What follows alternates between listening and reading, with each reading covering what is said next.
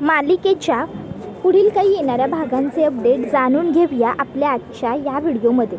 तर इकडे आता इंद्रा आणि राणी ह्या दोघांनाही फॅक्टरी वाचवण्यासाठी काहीही पर्याय दिसत नसतो। मग आता त्यावेळी इकडे इंद्रा आणि राणी ठरवतात की आपण मुंबईला जायचं, मुंबईला गेलो तर काहीतरी मार्ग आपल्याला नक्की सापडेल आणि आपण नक्कीच काहीतरी करू शकू। मग इंद्रा आणि राणी हे दोघंही जण तातडीने मुंबईला जायला निघतात। आता जेव्हा ते दोघं मुंबईला जायला निघतात तेव्हा लगेचच विक्रांतचा माणूस ही गोष्ट विक्रांतला कळवतो की इंद्रजित आणि राणी हे दोघंही मुंबईला जायला निघालेले आहेत। आता जेव्हा ही गोष्ट विक्रांतला समजते तेव्हा विक्रांतच्या डोक्यात लगेचच एक काळा प्लॅन तयार व्हायला सुरुवात होते। तर दुसऱ्या बाजूला राणी आणि इंद्रजित घरच्या सगळ्यांना एकत्र बसून समजून सांगतात की काळजी करू नका, कुठल्याही परिस्थितीत आम्ही आपल्या फॅक्टरीचा लिलाव होऊ देणार नाहीच। आम्ही काहीही करू, जीवाचं रान करू, पण आपली फॅक्टरी नक्की वाचू। आणि आबा तुम्ही तर काहीच काळजी करू नका। हे बघा आम्ही मुंबईला जातो, पण आम्हाला जर निवांत काम करायचं असेल तर आम्हाला तुमच्या मॉरल सपोर्टची खूप गरज आहे। जर तुम्ही इथे तब्येत सांभाळलीत तरच आम्ही तिथे काम करू शकू। त्यावर आता आबासुद्धा त्यांना शब्द देतात की काळजी करू नका, मी इथे अगदी व्यवस्थित राहीन, तुम्ही व्यवस्थित जा, व्यवस्थित या। मग आता इकडे विक्रांत काय करतो, विक्रांत आता एक फालतू प्लॅन इंद्रजित आणि राणीच्या बाबतीत रचतो।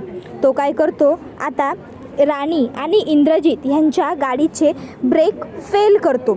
आता त्याने गाडीचे ब्रेक फेल केलेले आहेत हे इंद्रा आणि राणी दोघांनाही माहीत नसतं। आता इंद्रजित आणि राणी हे स्वतःचीच गाडी घेऊन मुंबईला यायला निघालेले असतात। आता ते दोघंजण निघालेले असतात, वाटेत राणी इंद्रजितला म्हणते, तुम्हाला वाटतंय ना सर की आपण नक्की करू शकू, म्हणून आपण नक्की आपली फॅक्टरी वाचवू ना? अहो आबांचा चेहरा मला बघून खूप वाईट वाटतंय। इंद्रजित म्हणतो काळजी करू नको, आपण दोघं एकत्र आहोत ना, सगळं व्यवस्थित होईल। आता इकडे दुसऱ्या बाजूला विक्रांत मात्र खूप खुश असतो।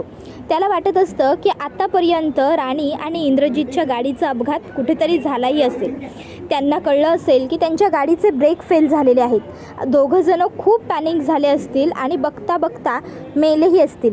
वाह, काय ट्रॅप रचला होता मी, मला जर हे आधीच सुचलं असतं ना तर एवढी वेळ आलीच नसती। हे सगळं अगदी सोप्या पद्धतीने पार पडलं असतं, उगाच मी एवढी केस कोर्ट कचेरी करायला गेलो, काहीच गरज नव्हती मला। पण आता दुसऱ्या बाजूला काय होतं, इंद्रजित आणि राणीला ही गोष्ट समजतच नाही की त्यांच्या गाडीचे ब्रेक फेल झालेत। कारण काय होतं, आता इंद्रजित आणि राणी रस्त्याने चाललेले असताना अचानक इंजिन तापल्यामुळे आता गाडी अचानकच बंद पडते। आता गाडी बंद पडलेली असते, त्याबरोबर इंद्रजित आणि राणी खाली उतरतात। राणी विचारते, काय झालं सर, गाडी का बंद पडली? इंद्रजित म्हणतो, काही माहीत नाही गं राणी, बघूया ना। मग आता गाडी बघतात, इंद्रजित म्हणतो मे बी सर्व्हिसिंग वगैरे राहिलं असेल म्हणून गाडी बंद झाली असेल। राणी म्हणते, अहो पण मग आता आपण काय करायचं, आपल्याला मुंबईला पोहोचणं केवढं गरजेचं आहे, तुम्हाला तर माहिती आहे ना, काहीतरी करावं लागेल आपल्याला। इंद्रजित म्हणतो, थांब, आपल्याला लिफ्ट वगैरे काही मिळते का, आपण बघूया। मग राणी आणि इंद्रजित तिथेच हायवेला गाडी त्यांची थोडी साईडला घेऊन पार्क करतात, चावी स्वतःजवळ घेतात आणि म्हणतात की आपण येता वेळी ह्या गाडीचं काय करायचं ते बघू, किंवा मी एक काम करतो राणी, मी अजितला फोन करून सांगतो, अजित ह्या गाडीचं काय करायचं ते बघून घेईल। मग लगेचच इंद्रजित अजितला कॉल करून सांगतो की गाडी बंद पडली आहे आणि मुंबईला जाणारा जो मेन हायवे आहे तिथे एक गॅरेज आहे, तिथे मी गाडी सोडून जातो, तू गाडी घेऊन कलेक्ट कर। त्याबरोबर तो ठीक आहे असं म्हणतो। इंद्रजित त्याला सांगतो की मी चावीसुद्धा गॅरेजवाल्याकडे ठेवून जातो। त्यानंतर इंद्रा आणि राणी सुखरूपपणे दुसरी गाडी घेऊन मुंबईला पोहोचतात लिफ्ट घेऊन। तर इकडे आता उर्मिला आणि विक्रांतला तर ही गोष्ट माहिती नसते, त्या दोघांना असंच वाटत असतं की राणी आणि इंद्रजित ह्यांचा अपघात झाला आणि एव्हाना ते मेलेसुद्धा असतील। त्यामुळे आता ते दोघंजणं मस्त वाईन वगैरे घेऊन सेलिब्रेट करतात। आता आपल्याला अडवणारं, आता आपल्याला थांबवणारं कोणीही नाही आहे, आता सगळं आपल्याला हवं तसं आपल्या मनाप्रमाणे घडणार। आता आपल्याला हवं ते आपण करू शकणार, कारण मुळात आपल्याला थांबवणारे जे दोन त्या आबासाहेबांचे प्यादे होते तेच आता नाहीसे केलेत ना आपण। त्याबरोबर मग आता उर्मिला म्हणते, विक्रांत खरंच तू किती हुशार आहेस. तुझ्या इतका हुशार माणूस ना मी आजपर्यंत अख्ख्या जगात पाहिलेला नाही आहे. त्यावर तो म्हणतो, मग शेवटी नवरा कुणाचा आहे. पण खरं तर मी थोडा मूर्खपणाच केला. मी कोर्ट कचेऱ्या करण्यापेक्षा हे आधीच करून टाकलं असतं ना तर आपला वेळ, पैसा, कष्ट वाया गेले नसते आणि त्या कारखानीसारख्या मूर्ख वकिलाच्या घशात आपल्याला एवढे पैसे टाकावे लागले नसते. तर दुसऱ्या बाजूला इकडे रात्र झालेली असते. तरीही अजून इंद्रजित आणि राणी आलेले नसते. त्यामुळे घरात सगळ्यांनाच टेन्शन आलेलं असतं की हे का आले नाही आहेत अजून. पण मग आता लगेचच काकू सगळ्यांना समजवते, हे बघा काळजी करू नका. राणी आणि इंद्राने आपल्याला शब्द दिलाय की नाही की ते लोक काहीतरी करतील म्हणून आपलं घर वाचवण्यासाठी. तर नक्कीच ते लोक काहीतरी करतील आणि जसं आपलं घर वाचवलं तशीच आपली कंपनीसुद्धा वाचवतील. उगाचच्या उगाच तुम्ही टेन्शन घेत राहिल्याने काहीही निष्पन्न होणार नाही आहे. उलट तुम्हाला त्रासच होईल. आणि तसंही आता त्यांची गाडी बंद पडली होती तेव्हा त्यांनी फोन केला होता ना.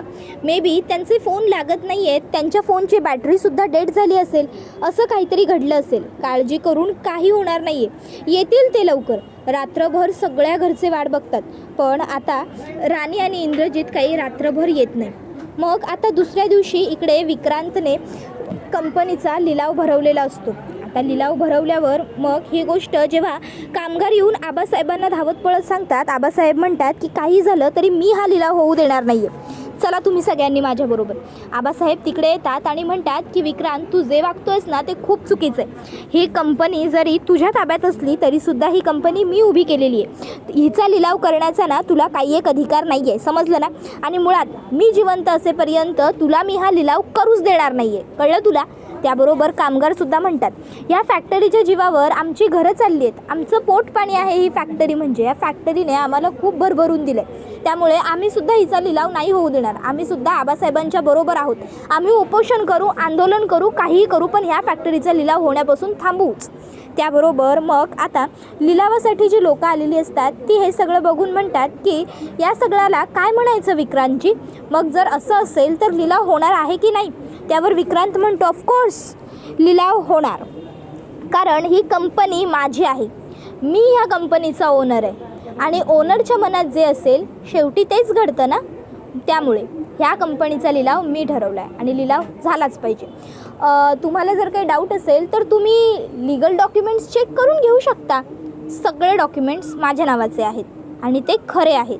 आणि मग आता काही लोक ते डॉक्युमेंट्स तपासतात सुद्धा. आता खरोखरच ते सगळे डॉक्युमेंट हे असतात आता विक्रांतच्या नावावर. त्यामुळे मग विक्रांत म्हणतो, आता तरी कोणाचा काही प्रॉब्लेम नाही आहे ना, चला आपण लिलावाला सुरुवात करू. यांच्यावर लक्ष देऊ नका तुम्ही, हे आपलं कोणाचं काहीही वाईट वाकडं करू शकणार नाही आहेत. आता आबासाहेबांना आणि कामगारांना न जुमानता इकडे विक्रांतने लिलावाला सुरुवात केलेली असते. तर लिलावाच्या सुरुवातीलाच आता पहिलंच सांगितलं जातं, तर ही कंपनी ही विक्रांत महाडिक यांची असून विक्रांत महाडिक यांना या कंपनीचा लिलाव करायचा आहे. कंपनी अगदी चांगल्या आणि उत्तम पद्धतीची आहे. चांगल्या पद्धतीने इथे काम चालतं. टर्नओव्हरसुद्धा खूप जास्त आहे आणि महत्त्वाचं म्हणजे त्यांना विकण्याची घाई असल्यामुळे ते कंपनीची कमी किंमत करून विकत आहेत. तर आता जो जास्तीत जास्त किंमत लावेल त्याच्या नावे ही कंपनी आजच्याच होऊन जाईल. मग काय, आता चांगले चांगले मोठे मोठे उद्योजक तिथे आलेले असतात. मग आता ते बोली लावायला सुरुवात करतात. पहिला म्हणतो 1 कोटी, दुसरा म्हणतो 2 कोटी, तिसरा म्हणतो 2.5, त्याबरोबर तिसरा म्हणतो 3, त्याबरोबर चौथा म्हणतो 3.25, त्याबरोबर पाचवा म्हणतो 4, त्याच्याबरोबर असेच पुढे पुढे पुढे पुढे बोलत चाललेले असतात. आता शेवटची बोली लागते 17 करोडची. आता 17 करोड बोलल्याबरोबर मग मात्र सगळेच थांबतात. पण इतक्यात आता त्या ठिकाणी राणी आणि इंद्रजित आलेले असतात आणि आता ते येतात आणि ते 20 करोड अशी बोली लावतात. आता 20 करोड ते दोघं बोलतात आणि सगळेजण त्यांच्याकडे बघतच राहतात. विक्रांतचे तर डोळे उघडेच्या उघडे राहतात की हे दोघं इथे आले कसे. तर आता 20 करोड द्यायला कोण तयार आहे म्हणून सगळेच बघायला लागतात. घरातल्यांच्या चेहऱ्यावरती सुद्धा आता एक समाधान, हसू आणि आनंद उमलतो. त्याबरोबर हा व्हिडिओ इथेच संपतो. आता कशा पद्धतीने राणी आणि इंद्रजितने फॅक्टरीसाठी पैसे आणले असतील ते सुद्धा 20 करोड, ते आम्हाला कमेंटमध्ये नक्कीच सांगा. आणि पुढचा व्हिडिओ पाहण्यासाठी आठवणीने आपल्या चॅनलला सबस्क्राईब करून बेल आयकॉन प्रेस करून ठेवा. पुढचा व्हिडिओ येईपर्यंत धन्यवाद.